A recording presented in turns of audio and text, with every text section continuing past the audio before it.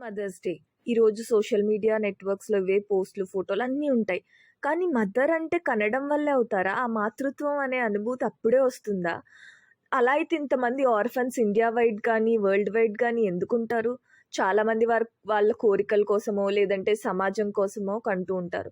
అలా కన్నవాళ్ళు వాళ్ళ పిల్లల భవిష్యత్తుని ఎప్పుడైతే సక్రమమైన దారిలో ఇవ్వలేరో, లేదంటే వాళ్ళకి పెంచే స్తోమతో, లేదంటే వాళ్ళని సరిగ్గా చూసుకునే ఇదో లేదో, వాళ్ళకి అట్లీస్ట్ ఫ్రీడమ్ ఇచ్చే ఇది గూడా లేదో, అట్లాంటప్పుడు పిల్లల్ని ఎందుకు కనడం? చాలామంది సింగిల్ మదర్స్ ఉన్నారు. ఎంత కష్టపడి వాళ్ళని పెంచుతారో, వాళ్ళకి అన్ని విద్యాబుద్ధులు నేర్పించి, వాళ్ళంతట వాళ్ళు కష్టపడి ఎవరిపైన ఆధారపడకుండా, కొంతమంది మగతోడు లేకుండా, కొంతమంది ఫాదర్స్ గూడా అమ్మ లేకపోయినా మంచి ఆలనా పాలనా ఇస్తూ ఉంటారు.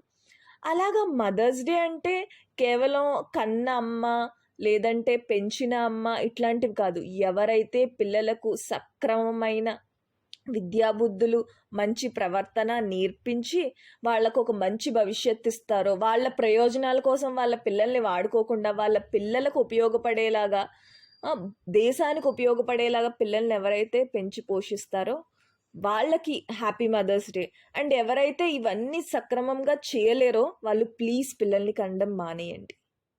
అంతేగాని పేరుకేదో కన్నామని చెప్పి, మీ పిల్లల భవిష్యత్తునైతే నాశనం చేసి, వాళ్ళని అనాథలుగా అయితే చేయకండి.